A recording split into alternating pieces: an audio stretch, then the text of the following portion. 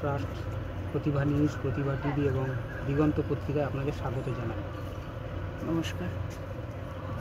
আচ্ছা, প্রথমে আমি জানতে চাইব আপনার ফ্যামিলি ব্যাকগ্রাউন্ড, মানে আপনার পটভূমি, সেটা সম্পর্কে যদি আপনি বলেন। আমার পটভূমি, যেটা আমি খুব ভাগ্যবতী বলে ওই পটভূমি পেয়েছি।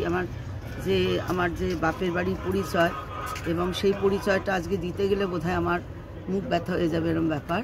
সবাই মোটামুটি আমাদের বাপের বাড়ি দিকপাল, কিংবদন্তি, এবং সবাই মোটামুটি প্রচণ্ডভাবেই শিক্ষা এবং সংস্কৃতি জগতে বেশ সুনাম অর্জন করে তারা অনেক দিন অবধি তাদের নাম এখনও রয়ে গেছে। অনেক পুরনো থেকে বলতে গেলে আমার মায়ের বাপের বাড়ি, মানে আমার মায়ের দিদা হচ্ছেন শ্রদ্ধেয় আশাপূর্ণা দেবী। আমার মায়েরা আশা দিদা বলে ডাকতেন। এবং এরপরেও আছেন আরও অনেকে আছেন। আমরা এমনিতে কেশব সেন যে পরিবার, সেই পরিবারেরই আমরা হচ্ছি উত্তরসূরি, এবং আমাদের কেশব সেন ব্রাহ্ম সমাজের ওনাদেরই আমরা উত্তরসূরি। এবং তারপরেও আছেন আমাদের বংশের মধ্যে আরও আছেন সরোজগুপ্ত, ক্যান্সার স্পেশালিস্ট, উনি আছেন। এছাড়াও আছেন আরও অনেকে আছেন। এই মুহূর্তে একজন ছিলেন চোখে অন্ধ ছিলেন, যিনি কি নাম ছিল, স্বপন গুপ্ত, রবীন্দ্রসঙ্গীতের স্বপন গুপ্ত।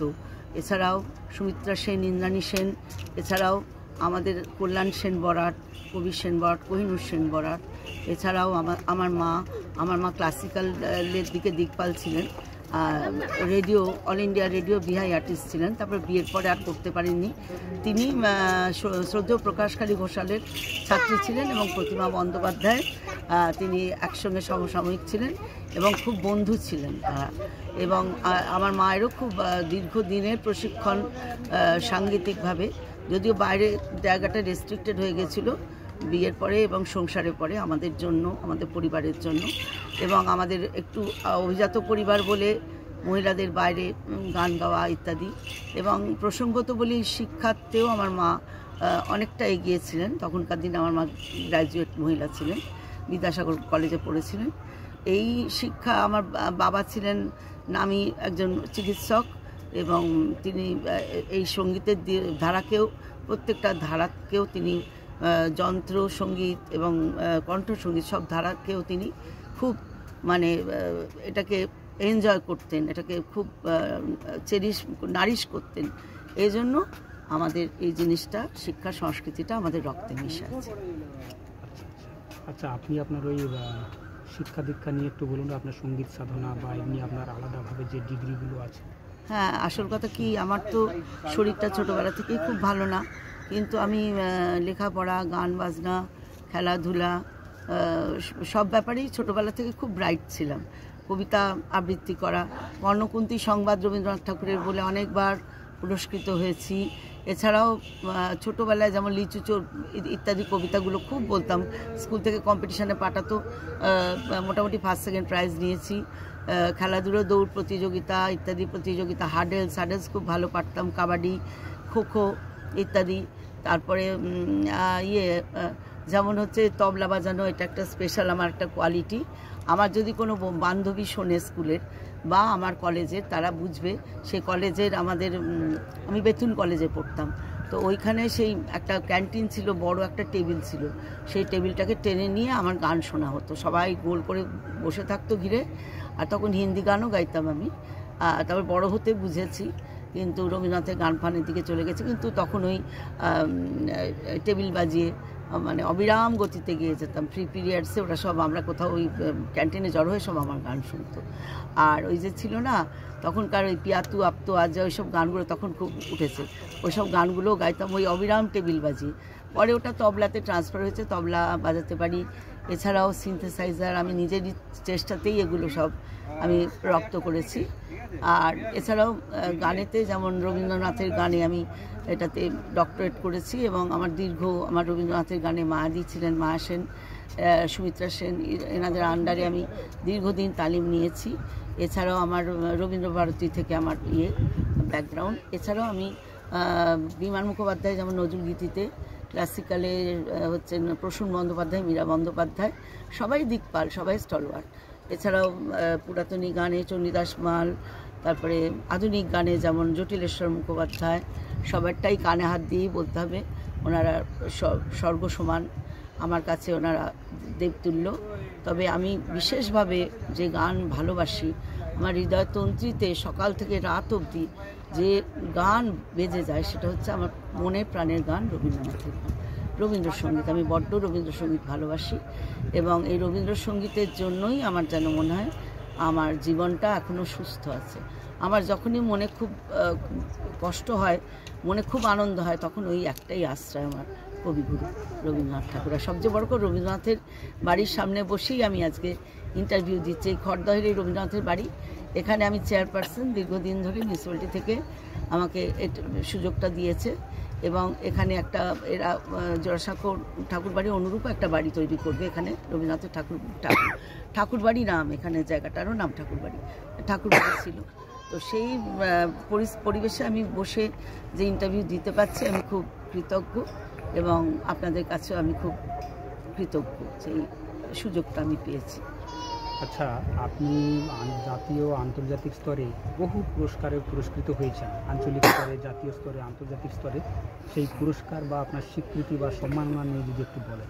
হ্যাঁ, শিক্ষাটা আমার বলা হয়নি। শিক্ষাতে আমি ইংলিশে মাস্টার্স করেছি, তারপরে বিএড করে আমি অনেক ভালো স্কুলগুলো পড়িয়েছি, ICSC school, CBSC school, ISC 11-12 mainly পড়িয়েছি, ইংরেজি সাহিত্য পড়িয়েছি।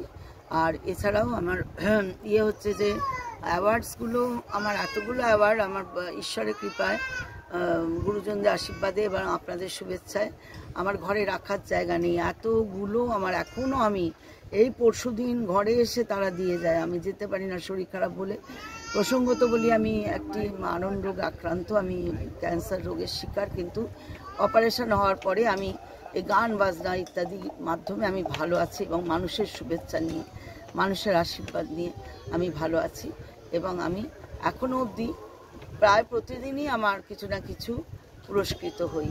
এবং যেমন আমি আপনাদের আলো ট্রাস্ট থেকে অনেকগুলো পেয়েছি, আন্তর্জাতিক লতা মঙ্গেশকর অ্যাওয়ার্ড, আন্তর্জাতিক বীরাঙ্গনা অ্যাওয়ার্ড, আন্তর্জাতিক সঙ্গীত বিদুষী অ্যাওয়ার্ড, আবার একটা আন্তর্জাতিক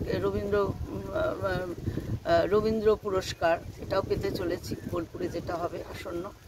এবং এছাড়াও আমার আরও আছে, যেমন হচ্ছে ওয়ার্ল্ড রেকর্ড করেছি, এতগুলো অ্যাওয়ার্ডসের জন্যে আমি ওয়ার্ল্ড রেকর্ড করেছি, যে এত অ্যাওয়ার্ড একজনের পাওয়া মানে বিশাল কৃতিত্বের ব্যাপার। যদিও আমি মনে করি ঈশ্বরের আশীর্বাদ ছাড়া এবং মানুষের ভালোবাসা ছাড়া আমি এগুলো হয়তো কোনোটাই অ্যাচিভ করতে পারতাম না। এবং আমার হচ্ছে জাতীয় স্তরে অনেকগুলো পুরস্কার, যেমন national pride award, national icon, female icon award, তারপরে ইন্টারন্যাশনাল ওমেন আইকন অ্যাওয়ার্ড, এরপরেও আন্তর্জাতিক সঙ্গীত সাধিকা অ্যাওয়ার্ড, এরকম মানে 22টা আমার আন্তর্জাতিক আর জাতীয় স্তরে বেশ মূল্যবান আমার অ্যাওয়ার্ড। এছাড়াও ছোটোখাটো অ্যাওয়ার্ড তো অনেক আছে। সেই চোখ খোলার অবস্থা থেকে আমার এইগুলো প্রায় সুরসঙ্গীত সাধনার আস্তে আস্তে যত উন্নীত হয়েছি উপরের স্তরে, তত আমি এইগুলো পেয়েছি মানুষের আশীর্বাদ। আচ্ছা, আপনার আগামী কি পরিকল্পনা আছে? আগামী প্ল্যানিং হচ্ছে, আমার ইচ্ছে আছে যে একটা খুব মানে যারা সেইভাবে সঙ্গতি নেই যাদের, সেই স্তরে গিয়ে আমি আমার সঙ্গীতকে ছড়িয়ে দেবো এবং অবশ্যই রবীন্দ্রনাথের গান, তারা যাদের সঙ্গতি নেই তাদের মাধ্যমে রবি ঠাকুরের গান যেন মুখে মুখে প্রচারিত হয়, এটা আমার স্বপ্ন। যেন একটা বাচ্চা থেকে রবীন্দ্রনাথ ঠাকুরকে ভালোবাসতে শেখে মানুষের, আমার এইটা প্ল্যানিং। আমি সমস্ত এই যেসব এনজিও আছে সেগুলোর মাধ্যমে গিয়ে আমি যত এই অসহায় শিশু, সেই শিশু স্তর থেকে আমি এই রবীন্দ্রসঙ্গীতের শিক্ষা, সাংগীতিক শিক্ষা, এবং সেটার জন্য আমার কোনো পারিশ্রমিক লাগবে না, বিনা পারিশ্রমিকে এগুলো আমার করার ইচ্ছা। শিক্ষা এবং সংস্কৃতি আমার এইভাবে ছড়ানোর ইচ্ছা আছে, একদম গ্রাসরুট লেভেল।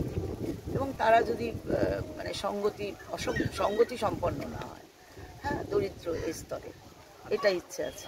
আপনি আইকন হিসাবে, আপনি সমগ্র নারী জাতির আইকন, আপনি কিংবদন্তি, মৃত্যুঞ্জয়ী, বীরাঙ্গনা, আপনি আইকন হিসাবে যারা নারী জাতির উদ্দেশ্যে কী বার্তা দেবেন? আমি একটাই বার্তা দেবো, আমি নারী আমি পারি, আমি নারী আমিই পারি।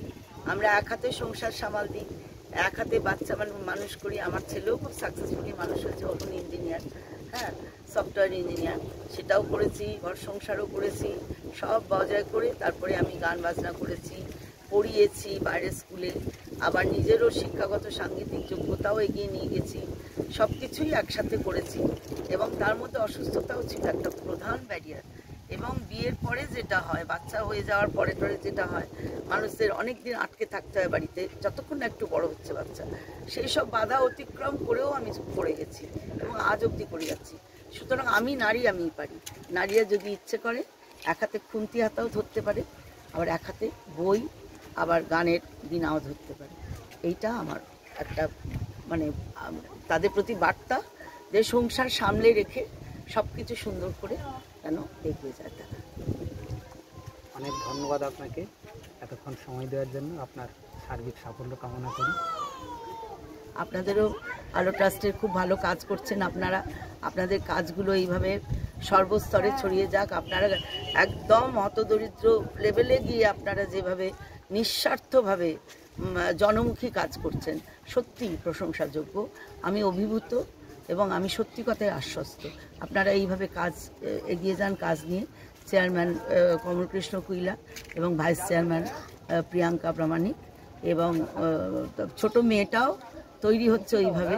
এরা সবাই জনস্বার্থে কাজ করে এবং ভীষণভাবে এদের মানব দরদি চরিত্র, সেটা বজায় রেখে আপনারা কাজ করেছেন। ধন্যবাদ। আচ্ছা, ওই